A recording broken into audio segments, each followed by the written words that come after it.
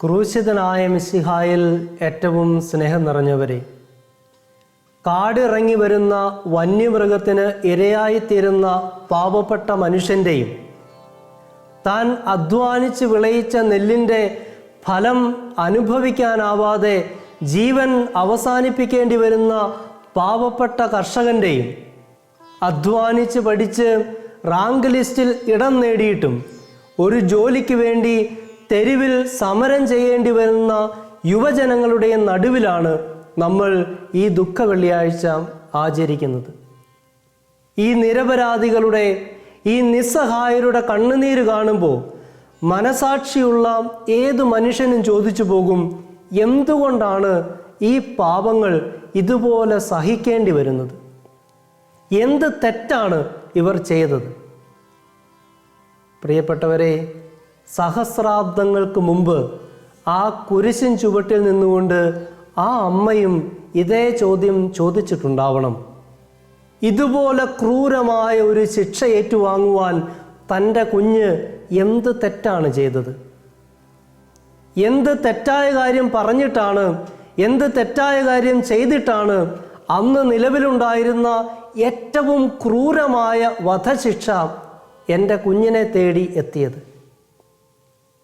പ്രിയപ്പെട്ടവരെ, ഈശോയുടെ പീഡാസഹനത്തിൻ്റെയും മരണത്തിൻ്റെയും അർത്ഥം മനസ്സിലാക്കുവാൻ വീണ്ടും കാലമേറെ എടുത്തു. അവൻ്റെ തുടർച്ചയും മൗതിക ശരീരവുമായ തിരുസഭയിലൂടെ അവൻ്റെ ശിഷ്യഗണം പഠിപ്പിച്ചു തന്നു, ഈശോയുടെ മരണവും ഉദ്ധാനവും രക്ഷാകരമായി തീർന്നുവെന്ന്. എന്താണ് രക്ഷാകരം എന്ന വാക്കിൻ്റെ അർത്ഥം? എൻ്റെ വേദനയും എൻ്റെ നൊമ്പരങ്ങളും മറ്റൊരാൾക്ക് നന്മയായി, മറ്റൊരാളുടെ ഉയർച്ചയായി മാറുന്നെങ്കിൽ അതിനെയാണ് രക്ഷാകരം എന്ന് നമ്മൾ പറയുന്നത്. അങ്ങനെയെങ്കിൽ എന്താണ് രക്ഷ? കത്തോലിക്കാ സഭയുടെ മതബോധന ഗ്രന്ഥം നമ്മെ പഠിപ്പിക്കുന്നത് ദൈവത്തിൻ്റെ കൂടെയായിരിക്കുന്ന അവസ്ഥയാണ് രക്ഷ എന്ന് പറയുന്നത്. ദൈവത്തിൽ നിന്ന് അകന്നു പോയ, അല്ലെങ്കിൽ ദൈവത്തെ മറന്നു തുടങ്ങിയ, അതുമല്ലെങ്കിൽ ദൈവത്തെ തെറ്റായി മനസ്സിലാക്കി തുടങ്ങിയ ഒരു മനുഷ്യവംശത്തിന് മുഴുവൻ ദൈവം യഥാർത്ഥത്തിൽ ആരാണ് എന്ന് പഠിപ്പിക്കുവാൻ നമ്മുടെ കർത്താവ് ഏറ്റെടുത്ത സഹനങ്ങളുടെ ആകത്തുകയാണ് രക്ഷാകര പ്രവൃത്തികൾ എന്ന് നമ്മൾ വിശേഷിപ്പിക്കുന്നത്. അവൻ്റെ സഹനവും അവൻ്റെ കുരിശുമരണവും ഉച്ചൈസ്തരം പ്രഘോഷിച്ചിട്ട് ആ ശിഷ്യ സമൂഹം നമ്മോട് വിളിച്ചു പറഞ്ഞു, ദൈവം എന്ന് പറയുന്നത് അശരീരിയും അരൂപിയും മാത്രമായ ഒരു യാഥാർത്ഥ്യമല്ല. നമ്മുടെ ഇടയിൽ ഇറങ്ങി ജീവിച്ച് നമ്മെപ്പോലെ തന്നെ വേദനകൾ ഏറ്റുവാങ്ങി, നമ്മെപ്പോലെ തന്നെ ചാട്ടവാറികളേറ്റ്, നമ്മെപ്പോലെ തന്നെ ഒറ്റപ്പെടുത്തപ്പെട്ട ഒരു യാഥാർത്ഥ്യമാണ് ദൈവം. എൻ്റെ വേദനകൾ അറിയുന്നവൻ, എൻ്റെ നൊമ്പരങ്ങൾ അറിയുന്നവൻ, ആരും അറിയാതെയുള്ള എൻ്റെ സഹനങ്ങൾ പോലും എൻ്റെ പ്രിയപ്പെട്ടവർക്ക്, എൻ്റെ കുടുംബാംഗങ്ങൾക്ക് രക്ഷാകരമാക്കി തീർക്കാൻ കഴിവുള്ളവനാണ് ദൈവം. സ്നേഹമുള്ളവരെ, എല്ലാ മതങ്ങളും സഹനത്തിൻ്റെ മൂല്യത്തെക്കുറിച്ച് പഠിപ്പിക്കുന്നുണ്ട്.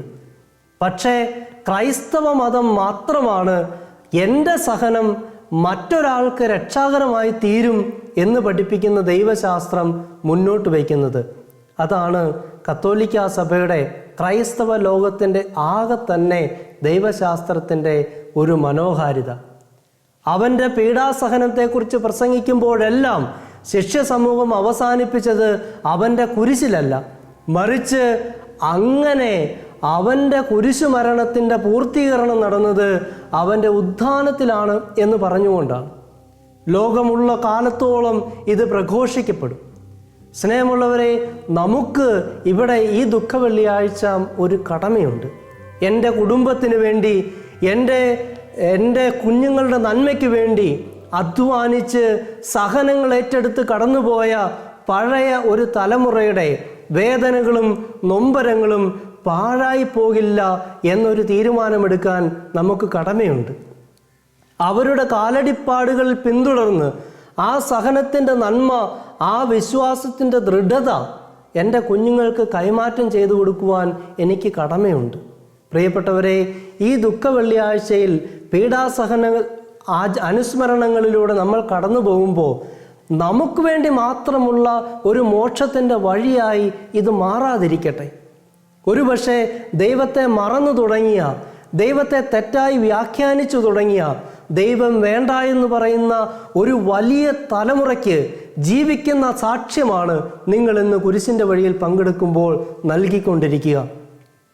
ദൈവത്തെ അറിയത്തില്ലാത്ത, ക്രിസ്തുവിനെ മിശിഹായുടെ പീഡാസഹനം ഒരിക്കലും കേൾക്കാൻ പോലും ഇടയാകാത്ത ഒരു സമൂഹത്തിന് ഇതാ ഞങ്ങൾക്ക് വേണ്ടി മരിച്ച്, ഞങ്ങൾക്ക് വേണ്ടി പീഡയേറ്റ് ദൈവത്തെ ഞങ്ങളുടെ ഇടയിൽ ആക്കി തന്നവൻ്റെ ജീവിതമാണ് ഞങ്ങൾ ജീവിക്കുന്നത് എന്ന് പറയുന്ന ഒരു സുവിശേഷ പ്രഘോഷണമാണ് ഇന്ന് നിങ്ങൾ നടത്തിക്കൊണ്ടിരിക്കുക. അതുപോലെ പ്രിയപ്പെട്ടവരെയും, നമ്മുടെ സഹനങ്ങളിലും വേദനകളിലും വിരിയുന്ന ആ നന്മയുടെ പുഷ്പം അത് എൻ്റെ കുടുംബത്തിന്, എൻ്റെ പ്രിയപ്പെട്ടവർക്ക്, എൻ്റെ സഹജീവികൾക്ക് അത് ഫലപ്രദമായി കിട്ടുന്നുണ്ടോ എന്നുകൂടി നമുക്ക് ആത്മശോധന ചെയ്യാം. എൻ്റെ പ്രാർത്ഥനയും എൻ്റെ ഉപവാസവും എൻ്റെ ദാനധർമ്മവും എനിക്ക് വേണ്ടി മാത്രമാണെങ്കിൽ അതിന് സാധാരണഗതിയിലുള്ള ഫലപ്രാപ്തി മാത്രമേ ഉള്ളൂ. അതിലൊരു ക്രിസ്തീയ ഉപരി നന്മയില്ല എന്ന് പ്രിയപ്പെട്ടവരെ നമുക്ക് തിരിച്ചറിയാം. അതുകൊണ്ട് എൻ്റെ സൽക്കർമ്മങ്ങൾ ആർക്കൊക്കെ നന്മയായി തീരുന്നുണ്ട് എന്നൊന്ന് ആത്മശോധന ചെയ്താൽ ഈ ദുഃഖവെള്ളിയാഴ്ച അതിൻ്റെ രക്ഷാകര ചൈതന്യം വീണ്ടെടുത്തു എന്ന് നമുക്ക് ഓരോരുത്തർക്കും പറയാൻ സാധിക്കും. അതിന് ഈശോയുടെ കുരിശിലെ സഹനം എല്ലാവരെയും പ്രാപ്തരാക്കട്ടെ. ആമേൻ.